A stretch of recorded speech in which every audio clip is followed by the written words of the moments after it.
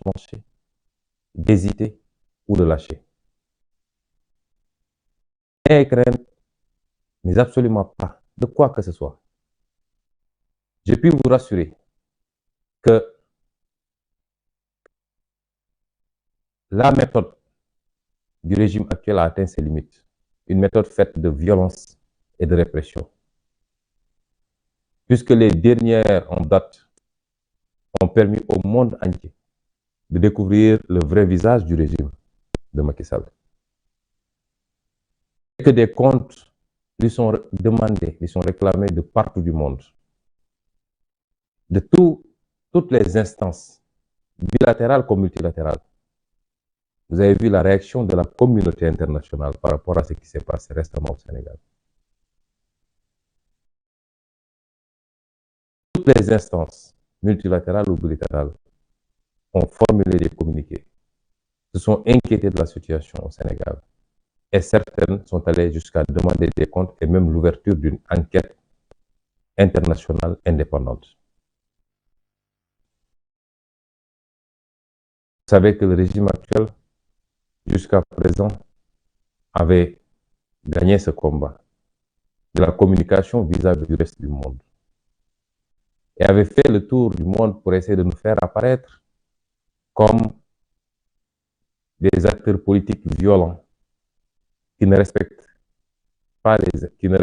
pas les institutions et qui voudraient de manière violente, ils n'ont même pas hésité à nous qualifier de terroristes, de salafistes, ce qui est un écart et un abus dangereux, puisque je rappelle que en matière diplomatique, il y a les 4 amis traditionnels du Sénégal, parmi lesquels le Maroc, l'Arabie Saoudite, la France et les États-Unis d'Amérique. Et que l'un de ces partenaires privilégiés du Sénégal a bâti son régime sur la base de cette philosophie. Mais s'attaquer à tout va, aller jusqu'au Parlement européen pour essayer de dépeindre l'opposition, et particulièrement le PASTEF, comme un parti terroriste, violent. Ce n'est pas la première fois. Et jusqu'à présent, nous leur avions laissé ce terrain, ce qui nous avait fait apparaître aux yeux de beaucoup d'acteurs sur l'international. Et je m'en suis rendu compte quand j'ai accepté de recevoir et discuter avec beaucoup d'émissaires de pays étrangers. Ce qui nous avait fait apparaître donc comme ce qu'ils ont décrit. Aujourd'hui, le monde a pu ouvrir les yeux subitement sur le Sénégal et a compris que ce monsieur qui faisait le tour du monde pour jouer au grand médiateur, qui voulait apparaître comme le grand timonier de l'Afrique, un dirigeant hors pair, d'un pays connu pour sa stabilité politique et sa démocratie, eh bien, le monde entier a découvert aujourd'hui qu'il n'en était absolument rien.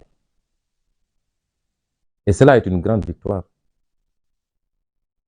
Qu'il n'ait pas eu le courage de se prononcer et de s'adresser à son peuple après la tuerie sauvage de 29 jeunes Sénégalais, pour aller ensuite se promener en Ukraine et déposer des bougies, est symptomatique du mépris, du dédain que ce monsieur éprouve pour ce peuple qui lui a tout donné.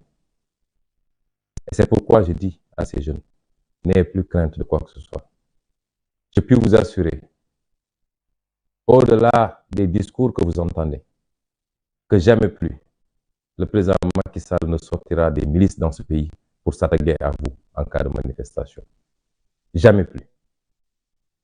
Je puis vous assurer que sa politique de répression carcérale a atteint ses limites parce qu'aucune de ces prisons aujourd'hui ne peut plus contenir des détenus politiques.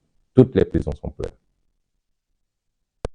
Je puis vous assurer que ces forces de défense et de sécurité, qui ces dernières années ont été complètement dévoyées de leur mission pour être au service exclusif de la répression politicienne de Macky Sall, ils regarderont à plusieurs reprises avant de réprimer sauvagement et de tirer à bout portant sur vous.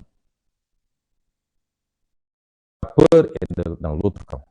Et ce qui en atteste, c'est que depuis quelque temps, même en pleine fête de Tabaski, il n'y a qu'un mot dans leur bouche et dans leur discours, c'est CPI. Parce qu'ils ont peur. Ils savent très bien la portée de cette plainte extrêmement bien faite, extrêmement détaillée et documentée. Ils savent la portée de cette plainte sur leur avenir. Ils savent très bien qu'ils ont été découverts, mis à nu par rapport aux actes criminels qu'ils ont posés sur un peuple désarmé.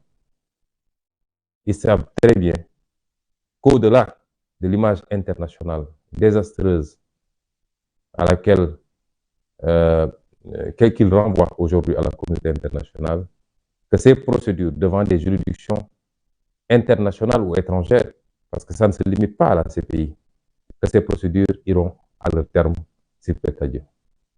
Et c'est pourquoi il ne faut pas avoir peur. Nous devons continuer et finir ce combat. Chers compatriotes, le président de la République ou le président de l'Alliance pour la République a décidé de s'adresser à vous demain. Je veux vous prévenir, puisque nous avons une certaine classe politique qui pense que les méthodes politiques des années 80, 90 et même 2000 sont encore valables aujourd'hui, en 2023. Ils n'ont pas compris que le peuple sénégalais est un peuple lucide, mature, que personne ne peut manipuler aujourd'hui. Les deals et les combinaisons politiques d'une certaine classe politique, pour ne pas me répéter, qui après s'être retrouvés en sourdine et en coulisses pour élaborer des schémas qui tournent tous autour d'un seul impératif, c'est-à-dire comment invalider la candidature de Ousmane Sonko.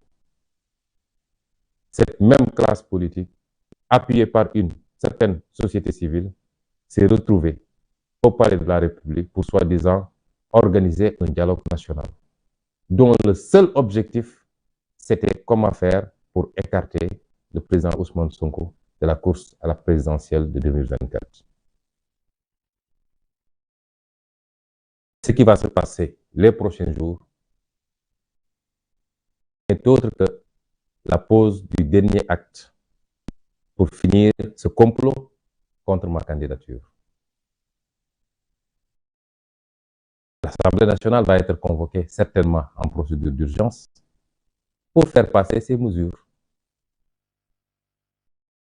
tendant à réhabiliter certains candidats et à tout faire pour exclure un candidat qui semble être le mieux placé aujourd'hui pour remporter la prochaine élection présidentielle.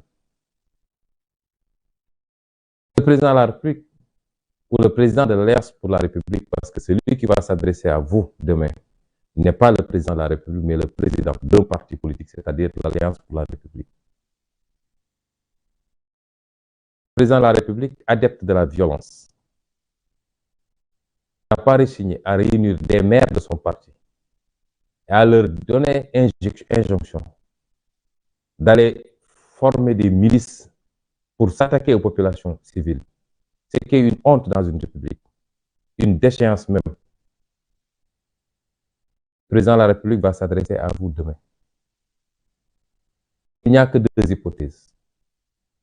Soit il déclare ne pas être candidat, ou alors il déclare sa candidature. Je voudrais anticiper sur ces hypothèses, parce qu'il ne faut pas qu'on se laisse endormir. Je le dis et je le réitère, c'est le prolongement d'un complot exclusivement pour écarter un candidat dont le système, dans toutes ses composantes, le système, dans toutes ses composantes, elles ne sont pas seulement politiques, ne vaut pas aujourd'hui. C'est une velléité d'écarter un candidat dont l'écrasante majorité des Sénégalais veulent. Qui vous dira qu'il n'est pas candidat ou qu'il est candidat? Dans le premier schéma, l'objectif serait d'isoler totalement Ousmane Sonko et son parti. que dès lors qu'il déclarera ne pas être